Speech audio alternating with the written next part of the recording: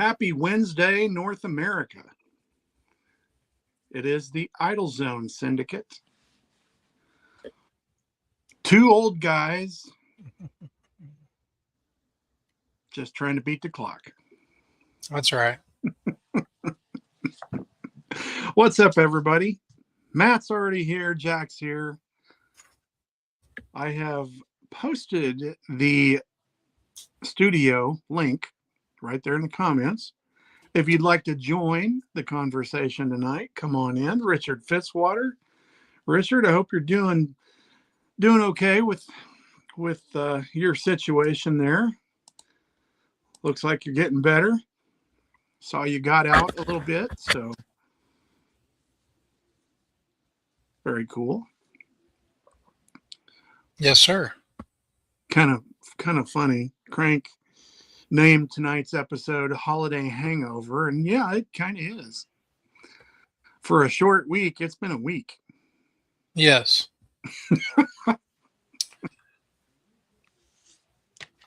One more week in the boot for Richard. Good job.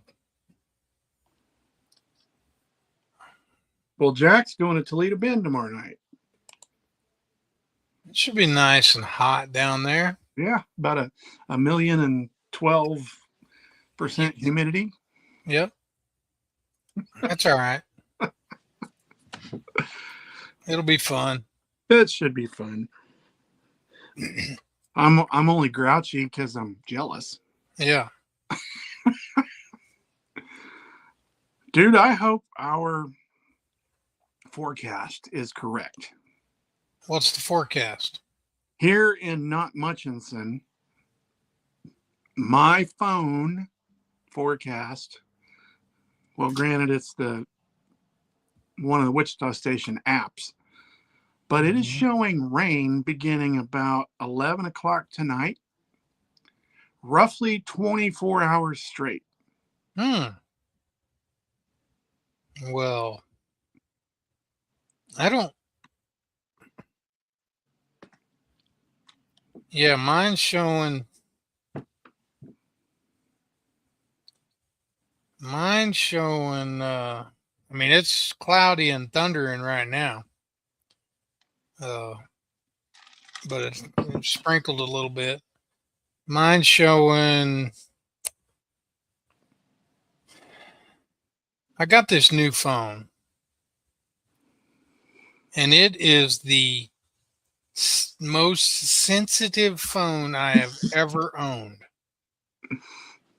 Like, you can't hardly do anything on it without going to somewhere else that you don't want to go, to another page. All right. Yes, 3 a.m. supposed to be, I mean, anywhere from 60 to down to 30%, back up to 50, which for me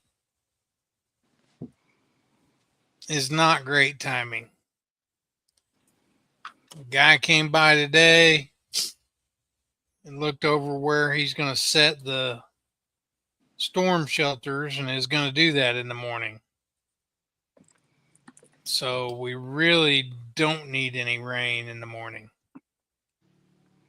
At least big rains. Maybe he can get them in without tearing too much stuff up. Because that's what I'm worried about. Storm shelters at the Lake Lodge. Yeah. How about that?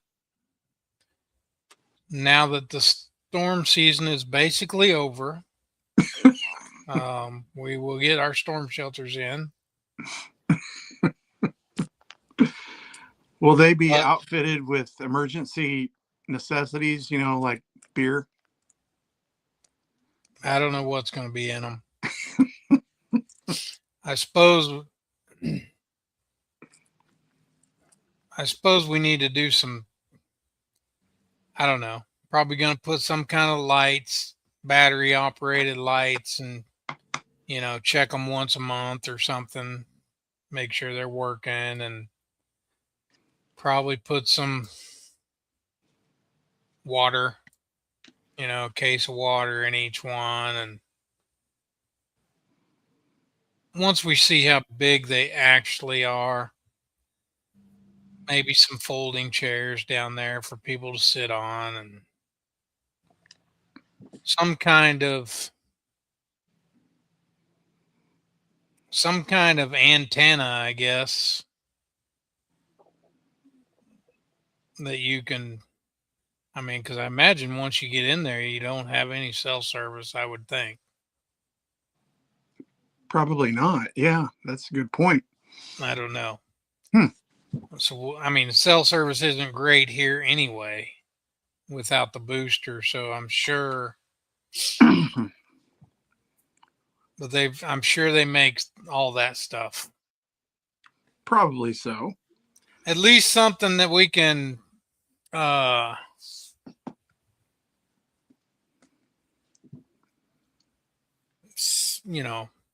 take the computer down there and connect to Wi-Fi if the power's still on, stuff like that. So we know when to come out. Yeah. Well, that's cool, you guys doing that. Well, we wanted, it was on the original plan, and the costs were just so high when we built that was one of the things that got cut. It wasn't a necessity to run the place. It's a needed, and every time a storm came by, we wish we had them, but we just couldn't afford it. But now we've been in business a few years, and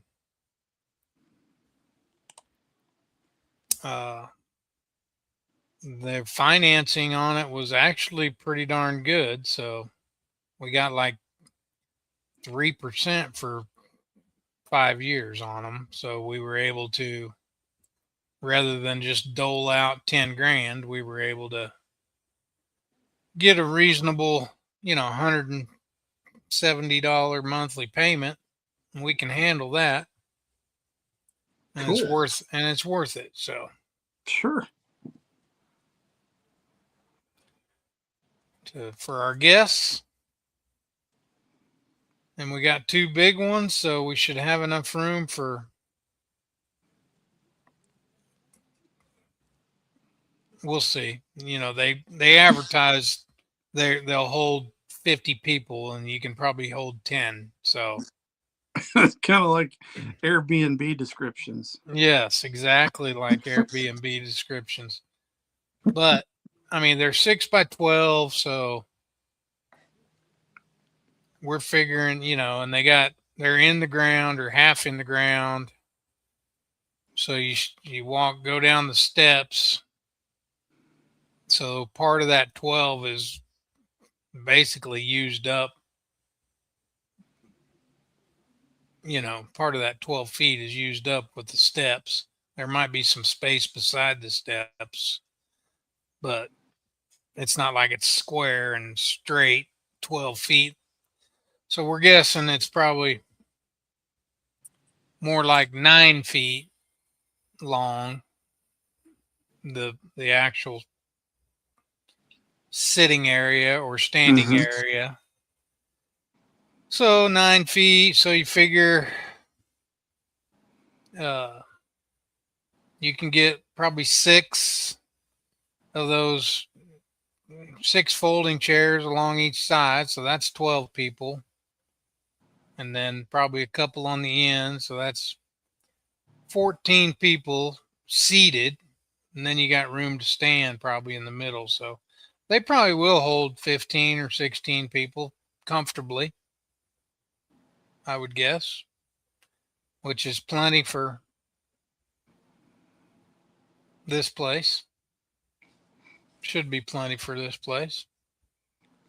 That's 30 people. So in looking through your media over the last week, I feel like, safety concerns and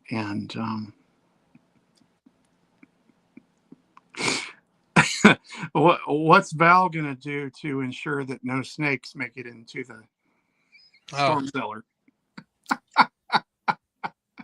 That was crazy. We had, I don't know if we've got a family of black snakes living around here somewhere close by, but about a week ago, maybe 2 weeks ago, pretty sure it was the same one. I saw a pretty big, pretty long black snake, 5 feet, probably 5 footer, going across the driveway. And so I went out and took a picture of him, shoot him on across, and then Saturday, Val's like text me and like, there's a snake. There's a snake. He's behind the ice chest. So I go and we can't see him. I can't see him. I'm like, where'd he go? She's like, he's in the ice chest. I can't see him. So I have to take off the side and I finally find him. He's in there. So I shoo him out of there. He's about a 3.5 or 4 footer, I think. Shoo him down the sidewalk and around the back and out into the pasture and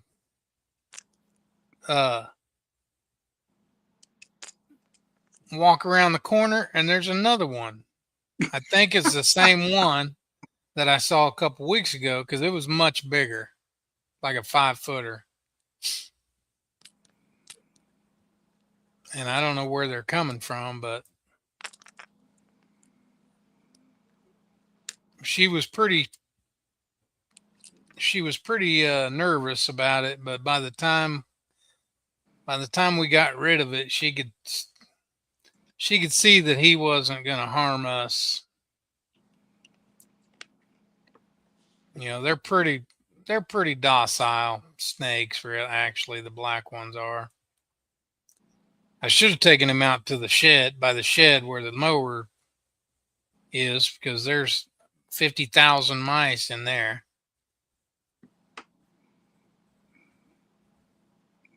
Yes. Like you sit on the mower and crank it up and you sit there for a second and watch them all run out the door. I thought only I had stuff like that. No, we got mice out the yin yang out there. But yeah, that was pretty exciting. That was our most excitement we had all weekend, actually. We didn't really do much. We cooked some ribs. Bree came down. We played some game. We played a game. So my mom comes down. We play Mexican Train for days, like nonstop Mexican. When mom's here, it's nonstop Mexican Train. And I suck at that game. I lose every time.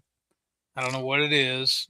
I just not a huge fan of it, I guess. Probably my attitude. But at Christmas time, our life group, we had a dirty Santa game, or not a dirty Santa, but where you steal each other's gifts and stuff. Mm-hmm. And there was this game going around that apparently is a pretty popular game. You may know it. Maybe it's called Fast Track. It's like the old Chinese checkers or whatever with the marbles, or like Trouble where you go around, you go around the board and you got to have a certain number to get out. And it's like that. It's got a few more rules to it, and everybody plays with your own deck of cards. That's how you move, is with face cards and and it's been sitting there since Christmas. And Val's like, we need to get rid of that game if we're not. I'm like, we haven't even tried to play it. Let's play it. We might enjoy it other than Mexican Train. So Bree came down and we played that, and it was a fun game. So, but apparently that's a big deal around here. Like all the lake people play it, and the board it was a homemade. Uh, Somebody made the board and stained it and painted it, and it's worth like $70. We lost Danny. We lost Danny. Anybody else ever played Fast Track? There he is. Aren't robocalls awesome? I don't get any. Very few. I got this new phone and it's got or maybe it's just Verizon, but it basically knows it's a spam call and hangs up on it. It's like the more I block, the more I get. Yeah, it used to be that way for me, but I'll have like an 800 number, an 877 number or something ring, and it'll ring like once and my phone will hang up on it. Cool. I just need a new phone. Maybe. I don't know whether it's a phone or whether it's Verizon doing that. So, circling back, Fast Track was okay. It was a fun game. Good. I mean, I'm sure there's a few things we probably aren't doing right, because there really wasn't any rule. There was no rules in the package. There was little cue cards that basically said, what a face card was and what you could do with face card and what you could do with a ace or a joker or six. Need those to get out, blah, blah, blah. And then at the bottom, it had a website you could go for the rules, which we went to, but we didn't sit there and read through them. We'd kind of search for something whenever we had a question on what do we do here. And then once we got playing, it's a pretty simple game. I could see where it would be really like there was just three of us playing, and I think you can play with six. I think it would be really, really challenging and maybe even more fun with six because there's more strategy of, putting people back or swapping with people. But it was a fun game. Yes. We had a good time.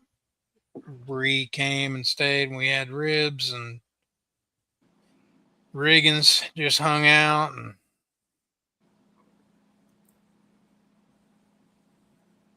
that was the extent of our weekend. Cleaned some rooms on Saturday and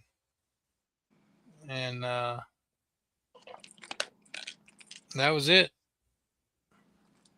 How about you? Not quite that eventful. Oh. We got some grandbaby time. We went over to Connor's house on Sunday and he cooked and he smoked pork butt and all the fixings, and it was wonderful. And I ate too much and drank too much beer, but that's what I do. Mm-hmm. We had a good time with the grandbabies. And yeah. Sunday we just kind of did our thing, hung out with sometimes it's just nice to sit with no agenda. Yeah. It's like yesterday, Sunday we had church and that was didn't do much Sunday, but then Monday, I mean, we'd already cleaned the rooms Saturday, and we didn't have very many guests. We had a band Friday night that had 5 rooms, and then they were gone, and we had a couple fishermen Saturday night, and a Saturday night, and then a Sunday night guest that was over at Groveport and had to move over because he didn't have a place for him, and then he moved back over there. But so that's all we had. So we cleaned most of the room Saturday, and then Monday we cleaned 3 rooms in the morning, and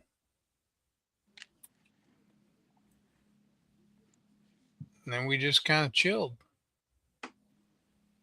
like which was nice, very nice. Yes, indeed. And then yesterday was back to business and back to work, and had fire sprinkler inspection, and that went about like I expected it. Not great.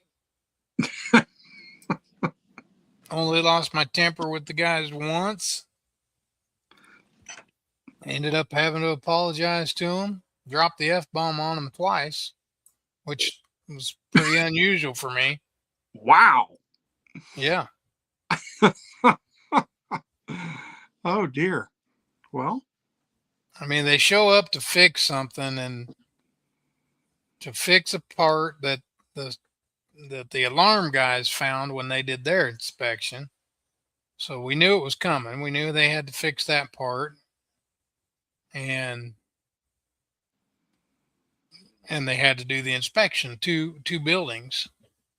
So that whole bill was $1,700 for the fix what they had to fix and do the inspection. I knew that. They get here, and the guy starts fixing the one that's busted, and he proceeds to tell me that what he's fixing is not to code,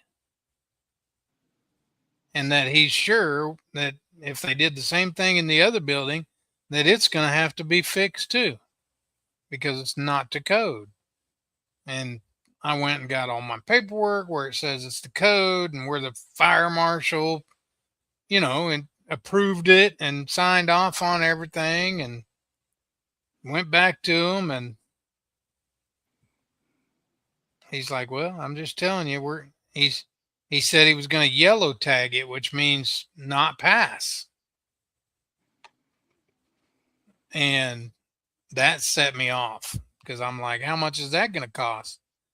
Another $1,200, whatever. This turned into a 1,700, turned into $3,000.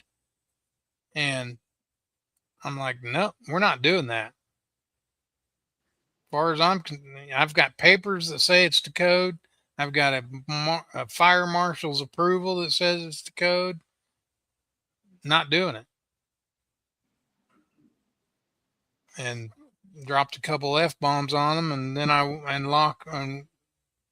and walked away. And then I came back, and later,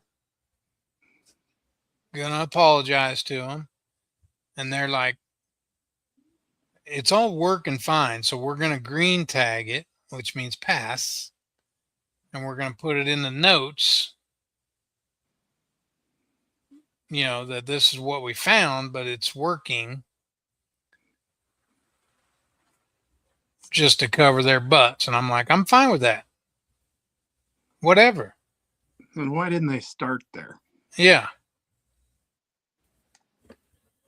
Because they wanted the extra $1,200. Well, sure. Oh, Lord. Jeez. Uh-oh.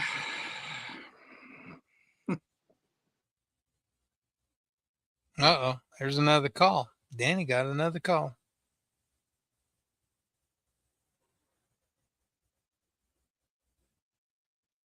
Anybody else have fire marshal or fire inspection issues like I have.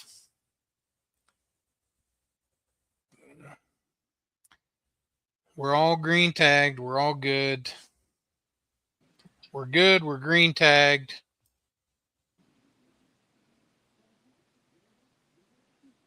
Rocking and rolling. Rocking and rolling. Got my mower fixed for the second time. That's probably the next project, is getting a new mower, because I'm starting to nickel and dime myself to death. I put a new drive belt on it, a couple weeks ago. We talked about this. Mm-hmm. And I'm driving last week mowing, and she just stops moving. And I'm like, same exact thing. I looked under there. The belt wasn't broken, but it was chewed up. Like if something's off kilter and chewing up the belts. All the pulleys are good. Nothing's squeaking. Nothing's. So I don't know what's going on. But I bought 2 belts. Put one on. Now I got a spare. But I've been looking at mowers now too, because I just nickeling and diming me. What do you all use? Grasshoppers. Can't afford a grasshopper. They're like the Cadillac of mowers. I use a 72-inch most of the time. Yeah. It's fun. It's like a go-kart with blades on it. Mm-hmm. Totally ruined me for ever having any kind of different lawnmower. Oh yeah. I mean, even my cheap little old 50-inch Toro is, ruined me on. I gotta have some type of zero turn that's better than that. I've been looking at the bad boys. They're expensive too, though. Oh gosh, yes. If you They use all it, are. if you, I put it through so much stuff that I probably really need a commercial one, but they're like twice as much. Mm-hmm. Like a 60-inch bad boy, like the top tier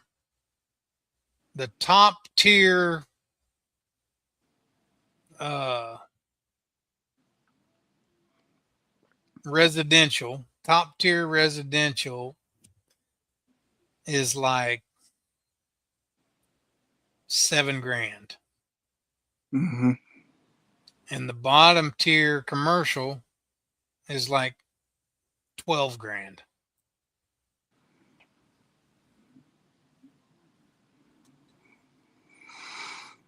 Yes, sir.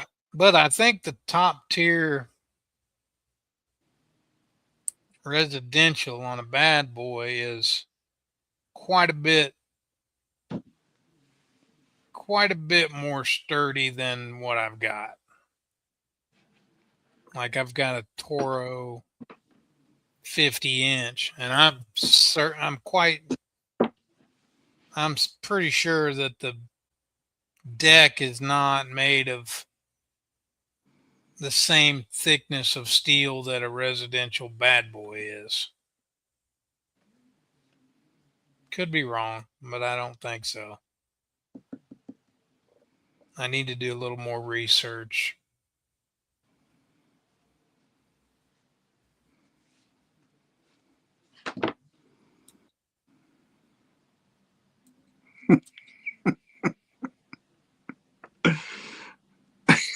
So, how to know that you have reached your mid 50s, early 60s?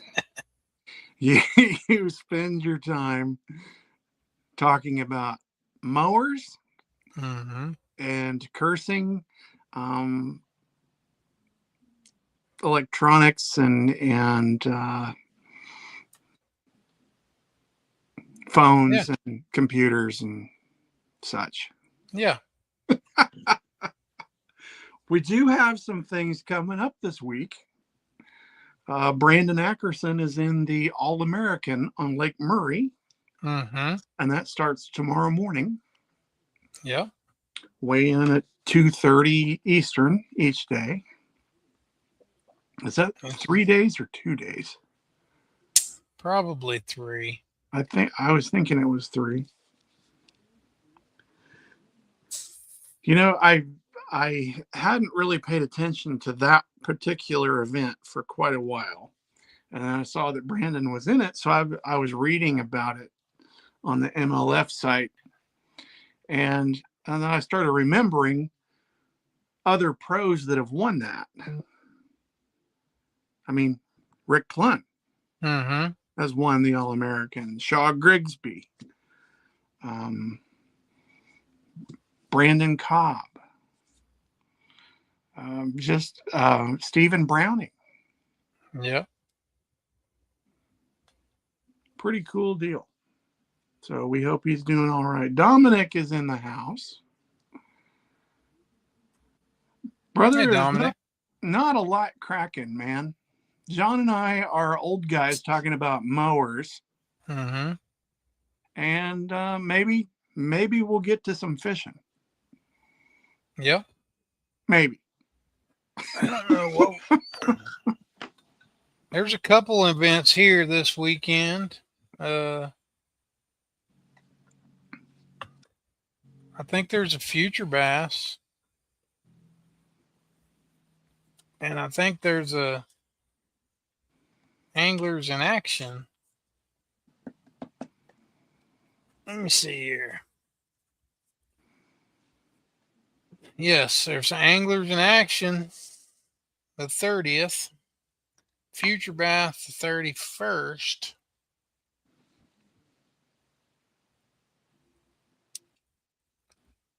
and then ABA the next Wednesday. And then the Big Bass Bash.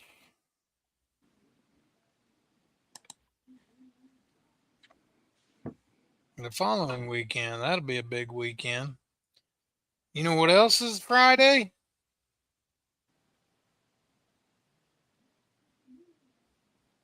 Yeah, baby. I might actually watch. I watched the game, the championship game, Big 12 championship game. It was a good game. Hosting for the first time Ever. ever. That'll be pretty cool. I wish I could go.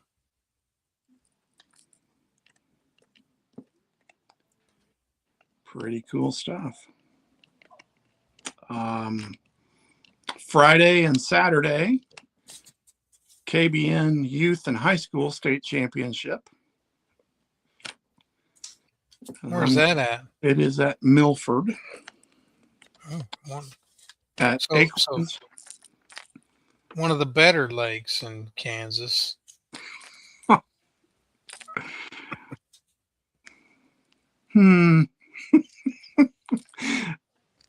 So I'm going to go and help Tate with the weigh-in or whatever Tate and Melissa need me to do. I'm going to go help Friday and Saturday. Kind of out of practice. It's been a couple of years. So I'll go help You'll be do fine. whatever. Well, what's going to happen is I'm going to get there and then these kids are going to sack these fish up. And you're going to get all excited. And I think I might be bumping fish. So yeah, I'm going to be all excited and well, jealous. Mm-hmm. And and then eventually just mad. Yeah.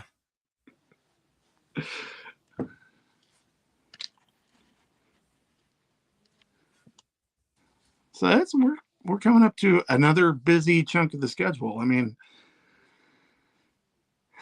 state championship for KBN, the back-to-back days at Grand, and then next Wednesday is your next AVA. Yep. Christine Fisher that evening. As far as I know, I need to reach back out And then Big Bass Bash is the 6th, 7th, big whatever Saturday is. six They're and that 7. weekend. Yeah. Yep. Saturday and Sunday. And then the following weekends, KBB both days at Grand. Yep. And I just saw this posted, and I believe Richard is fishing this. Podunkers kids tournament is on the 13th. Out of South Winds as well. Yeah, that's right. Which I'm not sure how that happened, but I think they can put in wherever they want and fish, and they have to be back by noon. Their weigh-ins at noon, so it's not going to affect the Kansas Buddy Bass weigh-in. Could get a little busy around there the Saturday morning for check-in registration, takeoff, but because I think they can take off. They can take off whenever they want, and lines in at like 6 o'clock or something for the kids. So maybe we'll take off at 5:30. Not that I want to take away any kids fishing spots, but kind of do. Kind of do.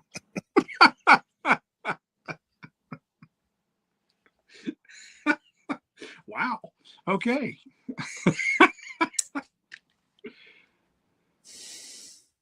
I mean, that KBB is an important weekend. Yes. Not only is that a regular season event, but it is the mid-season championship. So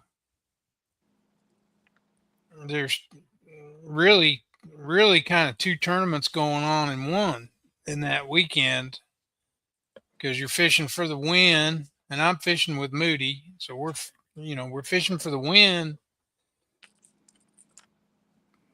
but we're also fishing to be the highest finisher of those teams that have fished the first three.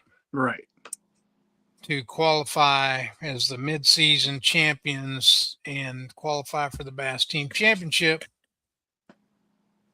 So kind of two things going on there at once.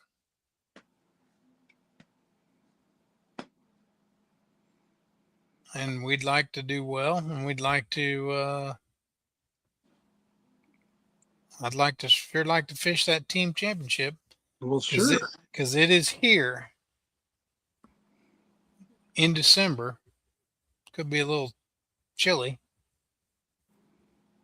Well, I've got a hot new bait for you. Okay. Yeah, I mean, Jeremiah Shaver posted this today, or shared it. This is something he said he absolutely cannot wait to try.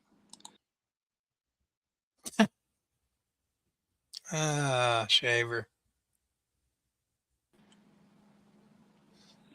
Yeah, said he couldn't wait to try it. I thought that, why not? Yeah.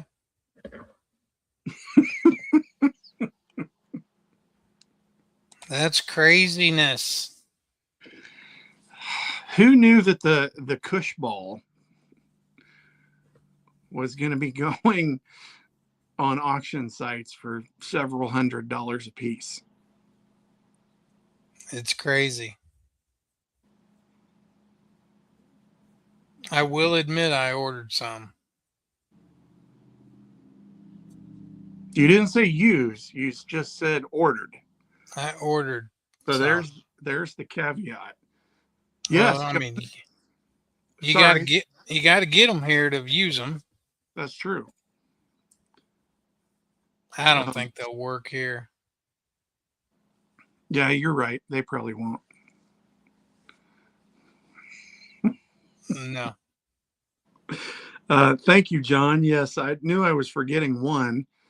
So the KBN High School ends on Saturday, and then Sunday, the K State team is having their annual fundraiser at Melbourne on Sunday.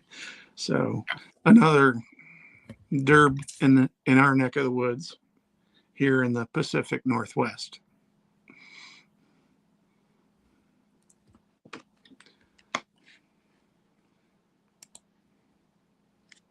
So did you see what NPFL was one on?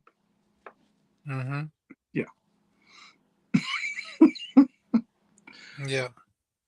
Which one of our guests was it? Drew Gill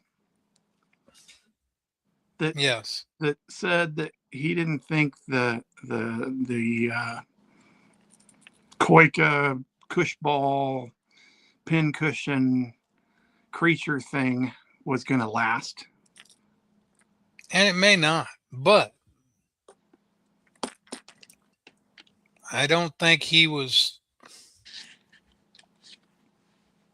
when he was talking about that, I don't think uh I don't think he was thinking, I think he was thinking about scoping Yeah, out in open water. yeah.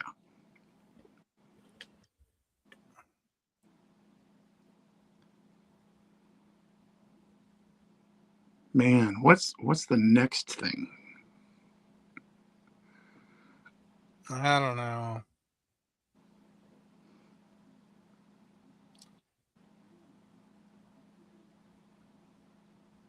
I think I don't know. It'd be interesting. I'm going to try it. It'll be interesting. I think the water has to be just right.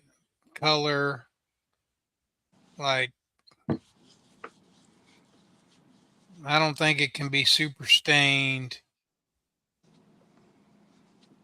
I mean, I went today and there's still a pretty good stain where I was. And I didn't, I just don't think it would work very well in that color water. I think maybe down by the dam or something where it's clear. I don't know.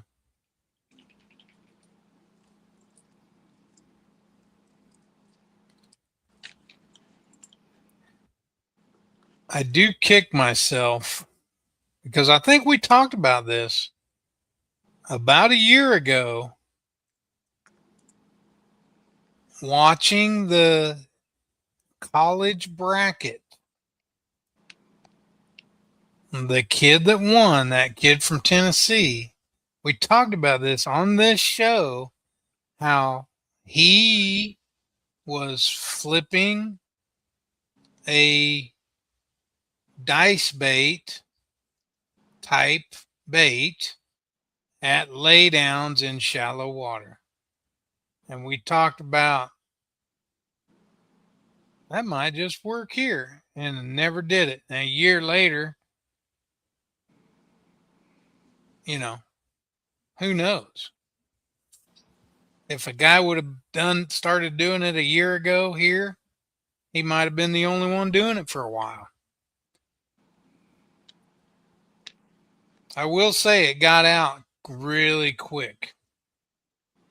Like once they started, I mean, 2 weeks ago when Chris Johnson won, I mean, he admitted live on camera that that was the first tournament he'd ever done that Yeah. and wins.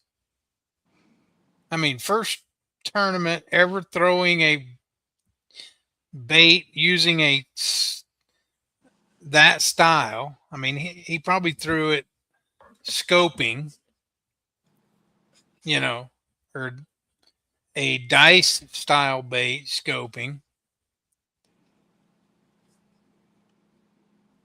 But he said on camera that that was the first time, and you could tell it was just by the way he was flipping and pitching, and he looked like me,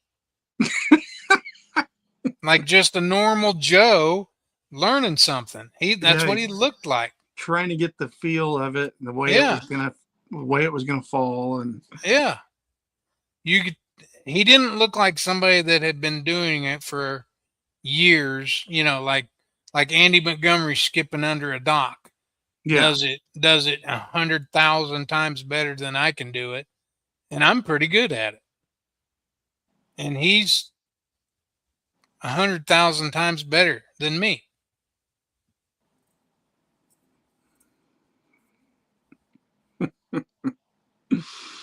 Interesting.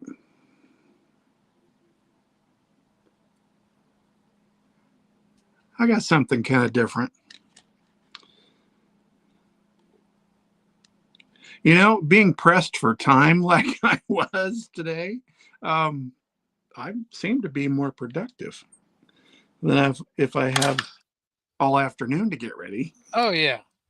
Um, so Bassmaster posted this on their media this afternoon or this morning or something. I saw it late this afternoon. So you're on a 10-hour flight.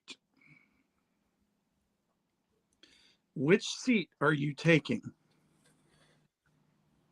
10-hour flight. Which seat am I taking?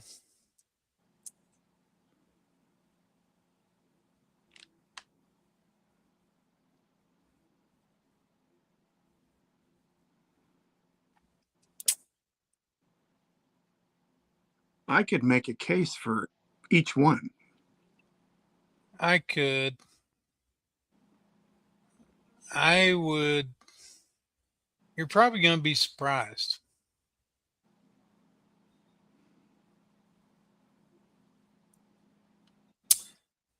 Um,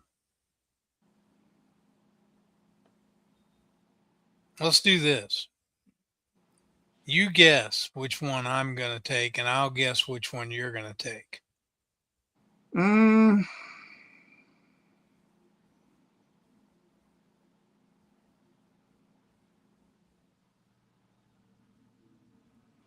I am going to say that you would take number one. And I am going to say you would take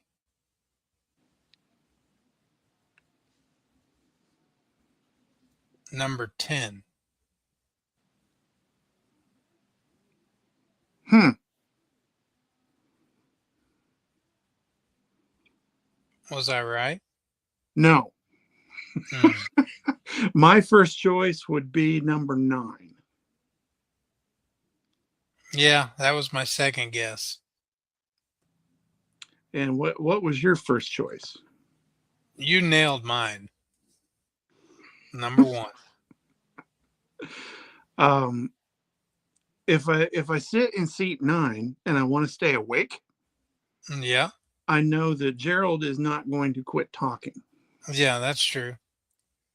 And I just got this vibe with Schlopper. Yeah. And John Garrett. He was easy to visit with when he was on the show. Yeah. Um, Now, I will say that if I was actually on this flight and I didn't look who was sitting there, I would pick seat 3. I understand that too. I totally get that. because I'm not an aisle guy, and I'm certainly not a center guy. I'm a window guy with a space in between. So I would pick three, then I would pick seven, then I would pick one if all those seats were full. I think I could sit down in number 5 and visit with those two cats. I could not sit in five. If Um, if the person on my left, as I'm seated, was not there, I could sit there. Not a huge fan. can't do the middle. I get it. No, not the middle. Really doesn't have anything to do with the middle. Not a huge fan of the seat to my left if I'm seated there, if I'm in the middle. Okay. I could probably do any other. That would probably be my last choice. Seat five. So I would go, if you're really asking me, if I'm sitting down in this plane, I would go three because that's a window seat and there's nobody between us. Seven, one,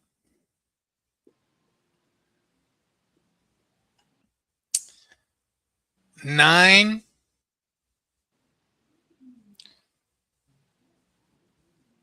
10, 6, 2, 5. Okay. And I feel bad for Mark because it has nothing to do with him. Oh, I get it. I was hoping the studio or the vast audience would join in and comment with us, but it is what it is. 10 hours though. I mean, Iconelli is the only guy in that whole picture that has won every series of bass that he has fished. Nation, Opens, Elites, Classic, Kayak, Tuesday Nighter.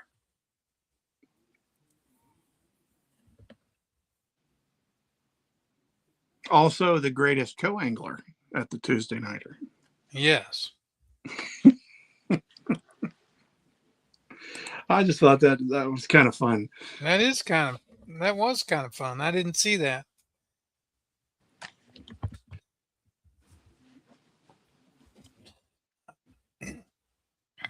I don't, and I never have. Even when I was working at Bass, I don't follow, like you would think that with all my fishing time, follow everything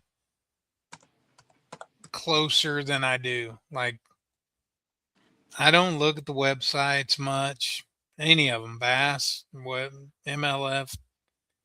I don't, I check tournaments if I know there's one going on and I want to see who's doing what.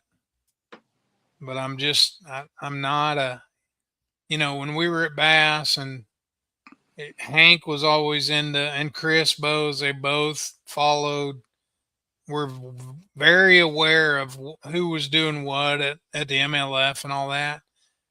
And frankly, I didn't care.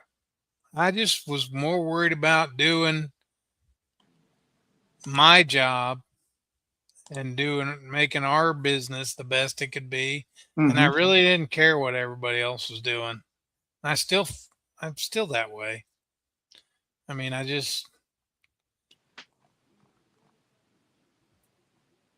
If it wasn't for you, I'd half the stuff I wouldn't even know was going on. That also stems from me not. I mean, I don't. That's not just fishing. I don't. I don't do any news. I don't watch any news. I don't watch. I don't do any news websites or. I just don't. I got. I got life to live, and I don't want it. I don't want to be like Valerie scrolling all the time. She's got scoliosis. Scoliosis. Oh my. Yep.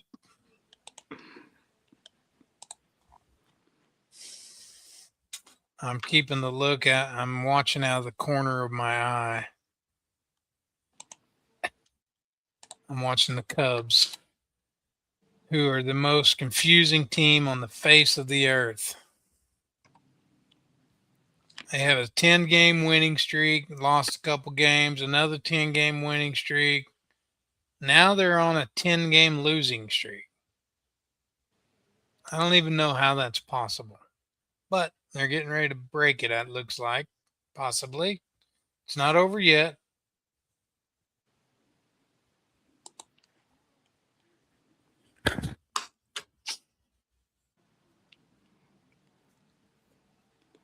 Well, I have scoliosis too.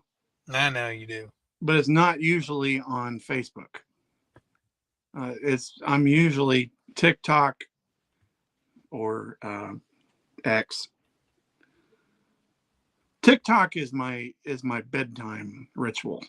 Mm-hmm. But I just happened to see a pretty good looking jig that was posted by a dude we know. That is pretty good looking. Nice jig there, Fitzwater.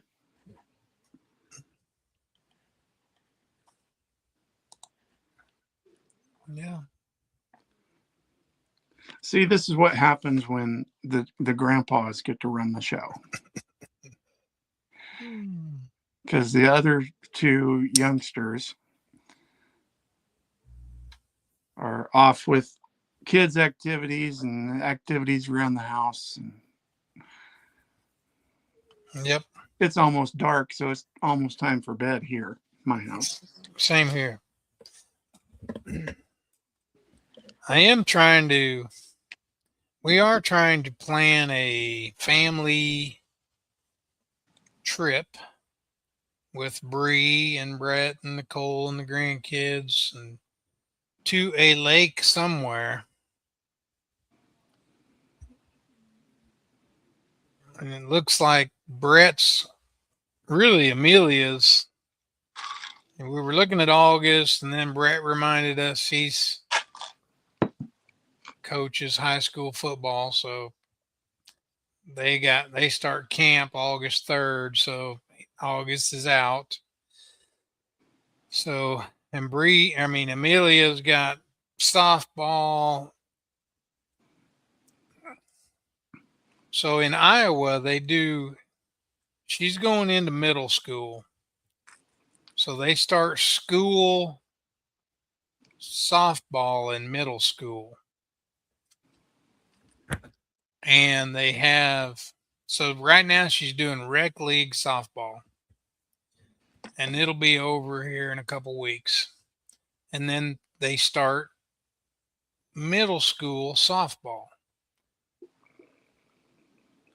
And they practice they start like this upcoming week, I think, practicing, and they practice in the first part of June, and then for like 2 weeks in the end of June, beginning of July, they have games almost every day. Wow. Yeah, it's crazy. And they have more than one team. So they have like 3 teams, like a red, white, and a blue team. And Amelia is on all 3 teams. Different positions. I have no idea. She's one of, there's like 3 or 4 girls that are on all 3 teams. Hmm. She's been playing third and first in her rec league ball. So I don't know what she's going to do. Anyway, they've got games till mid-July.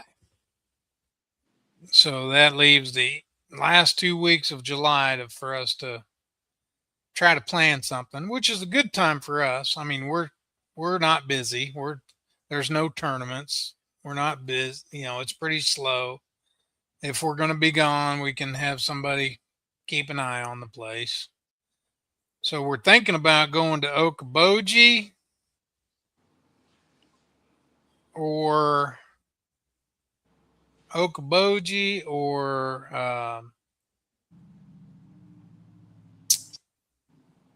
Lake of the Ozarks, which is not my first choice, unless we go way up the river somewhere for summer.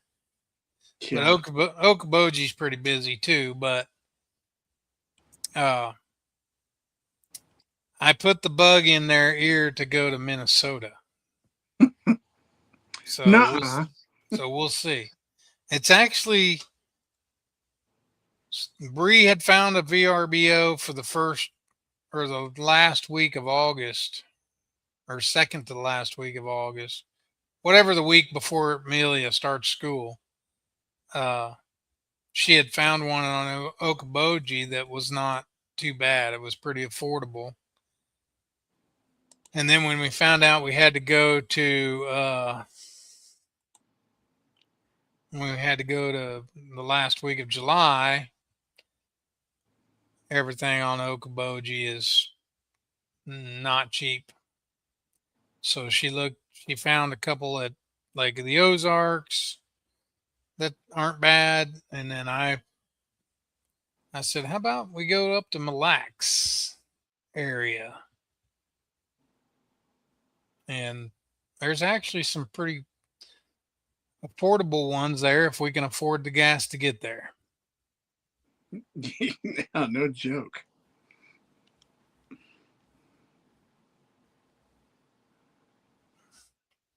Gas how much is gas there? $4, roughly. What did it get up to right before or during the holiday? Mm. Ours got up to 415, 420. About the same. 419, 4. And then today when I got gas, it was $3.99. So hoping that starts to come down a little bit, maybe.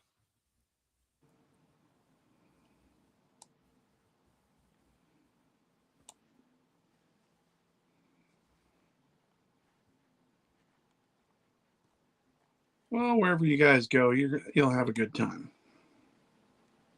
Yeah. I mean, given all those choices, I think my personal choice would be Mille Lacs, but yeah, me too. Or Okoboji. I mean, I would even pay a little extra to go to Okoboji. Has just so much for the whole family. So I don't know if you're familiar, but it's kind of a tourist place. It's not huge. I mean, you can get around town pretty quickly, but there's an amusement park. There's an amphitheater with concerts. There's beaches. There's, nice little downtown shops and bars and stuff like that. Quaint. And all these VRBOs around the lake. Fishing is great. I mean, you get up early, you fish till 10 a.m. and then the boats get out and you go back,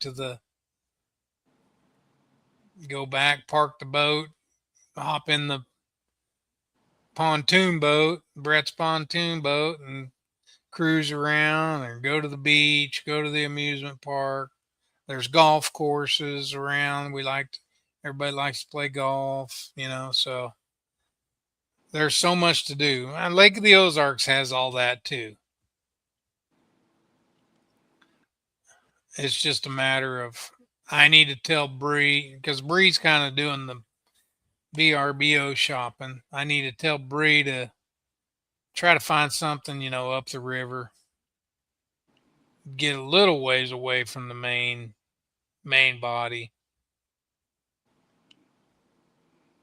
Still close enough we can drive to town to do the go-karts and restaurants and stuff. But I'd still like to go to Mille Lacs. Oh The yeah. selling point on Mille Lacs is there isn't any of that. Right.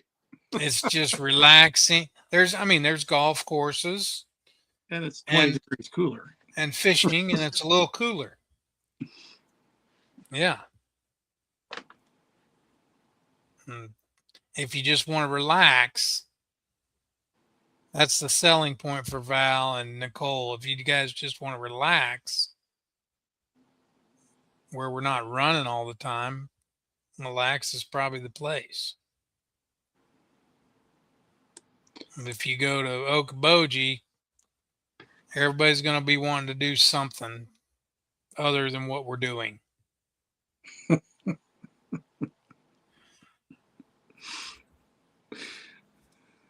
I get it.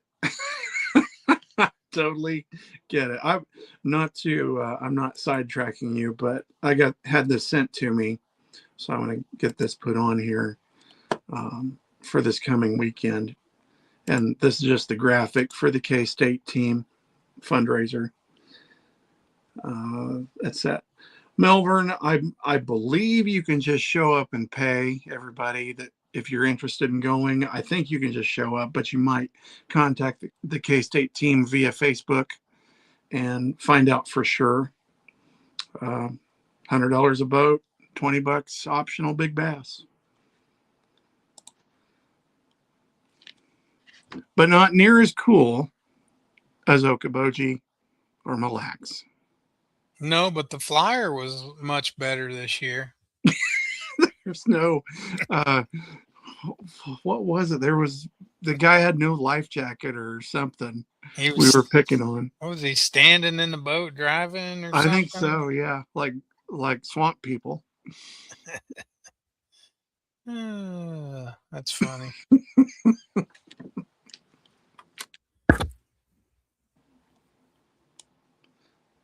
That is funny. What else is going on? Anything?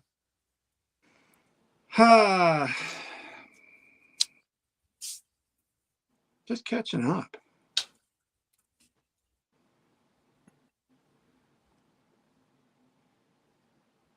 Ready to go fishing. You need to just go. I might take a rod or two and just go walk the bank, if nothing else. Friday and Saturday. Yeah. Let's go down to Rush Creek Marina and fish off the dock. Yeah, good idea. I'll be sure and wear the jersey with your logo on it too when I do it. New owners there. Oh, maybe they're nice. I don't know. I'm not about to ever schedule anything out of that ramp. If I'm ever in charge of scheduling anything again, it will never, not ever be out of Rush Creek. Such a shame. Yeah.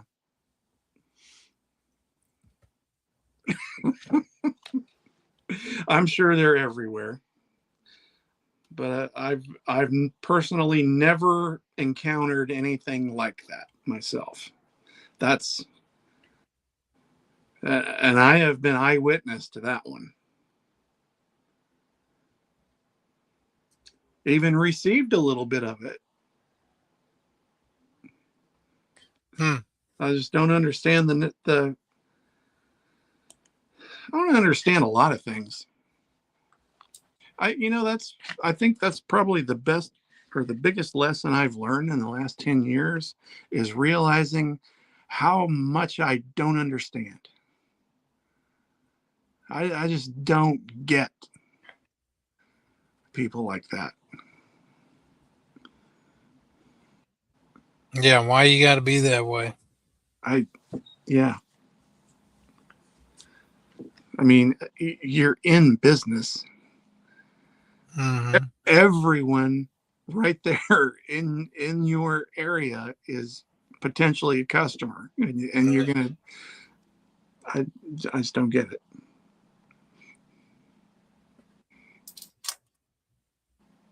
I don't know. But that's an old man rant for another time. Yeah. Another time when we can get on our new electronic devices and how they don't work, and they don't work in the way we want them to. And speaking of which, I am due for a new laptop. I'm past due for a new laptop. Yeah. We bought we had an old laptop in the camper for like on the weekends when we're sitting there and somebody calls and wants to make a reservation. And then we'd say, hold on while it turns on. And we'd make them wait for 15 minutes when we could have walked over here and done it. But we got a tablet, and I've got a guy at church that he's a code writer. His job is basically writing code for QT and all Oh, their. well, he can handle it then. Yeah. So anyway, I asked him, I said, all we want is a tablet that I can answer emails on and make reservations. And he's like, you need to get this one. And he said Lenovo Idea Tab, whatever. It was $200 and it's wonderful. It's a 13-inch tablet and it works great. We can do everything we need to do on it. Sweet. $200.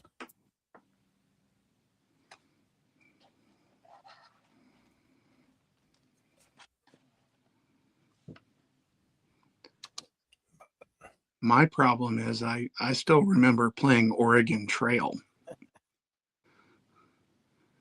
Yeah. When there was a black screen and the writing was lime green and the cursor was about this big, and you had to.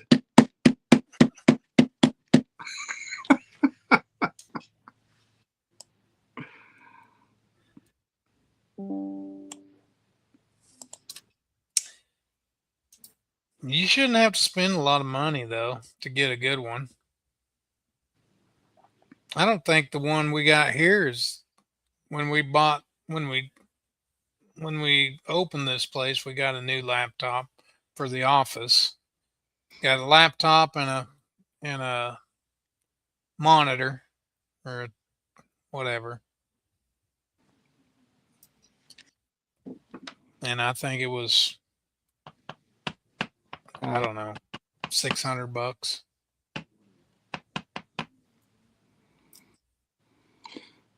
I would just like to get back to using my fancy camera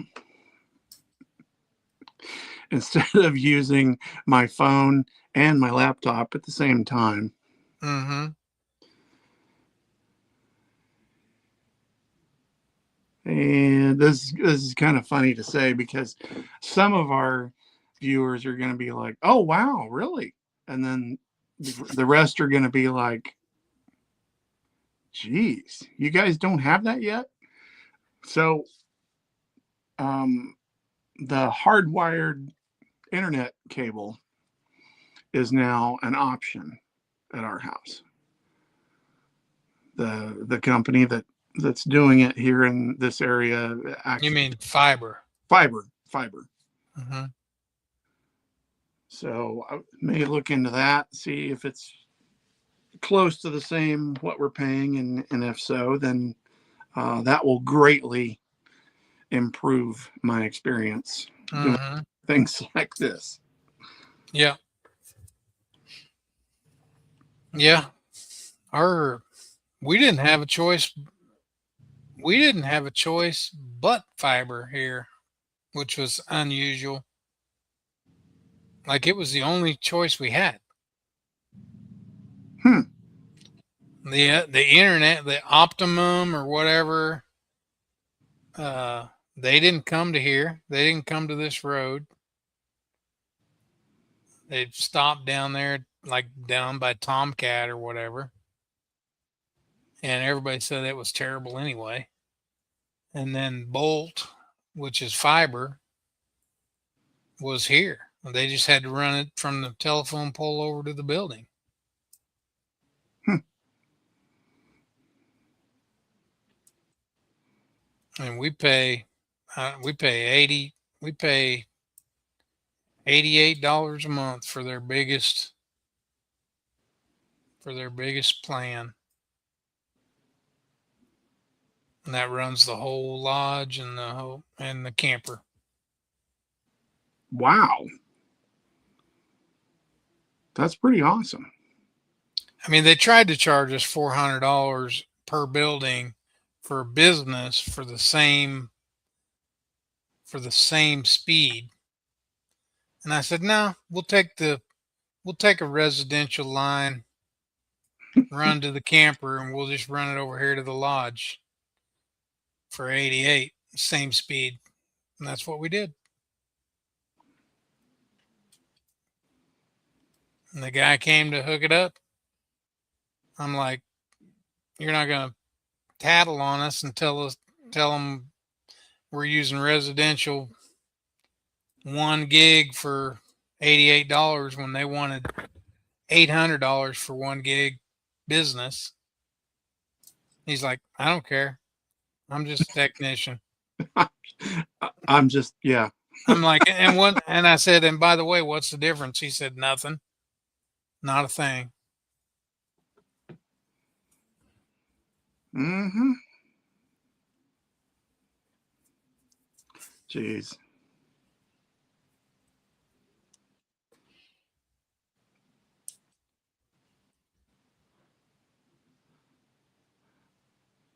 Well, I do have one announcement I meant to make last week, and I'll just do it tonight, and I'll share it from time to time. Until then, um, the Stong Scholarship Tournament has been moved from Mound Valley to Timber Hill. And those of you that are familiar with the permitting situation, um, basically, I spoke with the lake manager a week ago today, and I could either pay $250 to keep it at Mound Valley or move it to Timber Hill for free. So you make the call on what I decided. Pretty simple. Is what Mm-hmm. it is. What it is. Yep. Nothing wrong with Timber Hill. Nope. In fact, it'll be a little shadier in places. So Yeah. work just fine. Yes, sir. It'll be fine.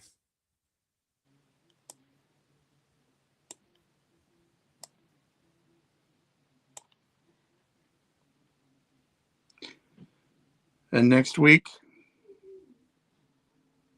we have planned to have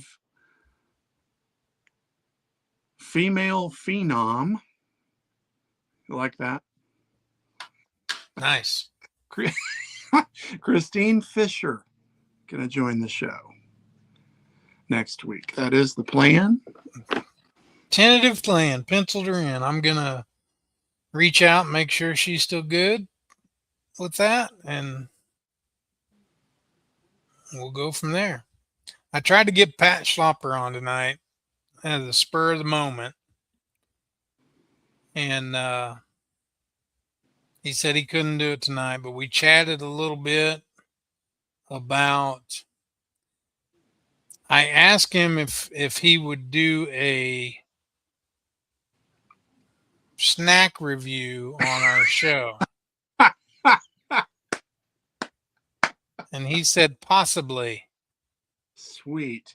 And he gave me an address for us to send the snack. Awesome. So we need to figure out what we want to send him. So maybe our guests or our audience or two people that are watching right now, maybe they can send us some suggestions. I suggested a couple things already to him. I suggested pickled pig's feet or spicy pickled hard-boiled eggs. That's crazy. That's exactly what I was thinking. Not the pig, And but his response was, "I won't eat either of those."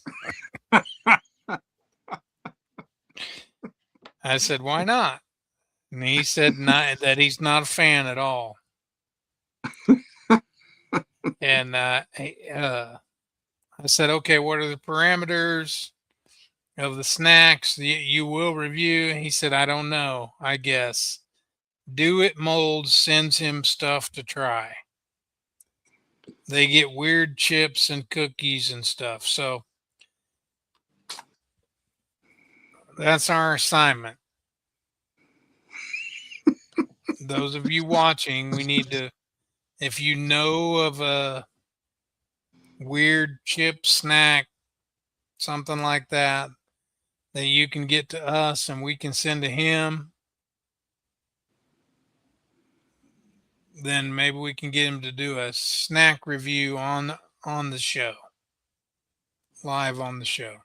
And if you haven't seen Pat Schlopper's snack reviews, you need to look at those. Absolutely. Absolutely. They are. It is my favorite thing going right now. Yeah. John, I don't know about you, but I've had a long day. Me too. Well, let's let these people go and get out of here. Did you have a scripture or something to share? So the verse of the day is, and you really got to kind of have a church, but maybe not for this verse, because it's talking about tithing.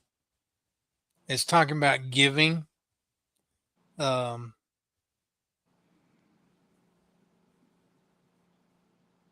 If you're familiar, if you're in the church, you know the Old Testament used to be 10%, basically a tenth of your crops, a tenth of your was your tithe that you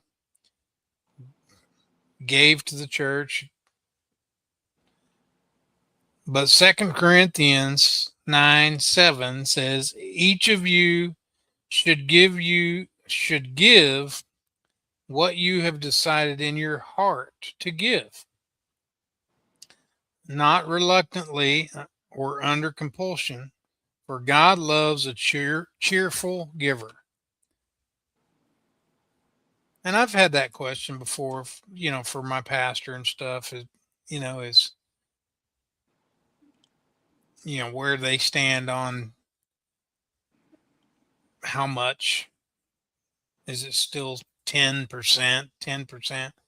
And he basically gave me this scripture as well, that you're supposed to pray about it and you're supposed to give what you felt led to give, and you're supposed to do it cheerfully.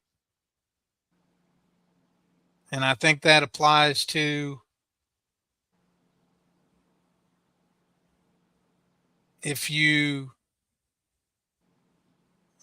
if you felt led to give something to a homeless person or your neighbor or somebody you think is in need, um, it needs to come from the heart and done cheerfully, because they see that. People see that. They can tell where it's coming from. Do you really want to be given this, or don't you? And it's defeats the whole purpose if you don't. If you're just doing it to look good, you're doing it to keep up with the Joneses. That's not what it's about. It's about the Joneses can give $100,000 because they own a trucking company that's got 500 trucks. Not everybody's the same. John at the Lake Lodge is not going to be able to do that, and I don't, and I have to give cheerfully. So if I'm forcing myself to do it and not cheerfully, then that defeats the whole purpose of giving. I don't really know where that came from, but that was the verse of the day, and there you go. No, I like it. And you had your first response Perry's on pork rinds. Perry's pork rinds. That's not a bad idea at all. That is not bad. We need to figure out what flavor, and it needs to be maybe a flavor that he's not going to find somewhere else in the store. Like not barbecue, not garlic. It needs to be something different that maybe only Perry has, that he's not going to have in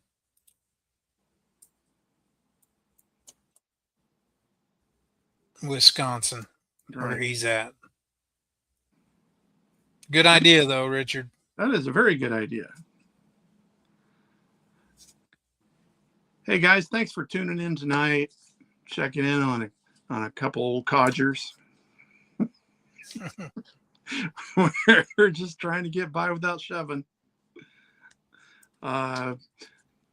Christine Fisher is the plan next week.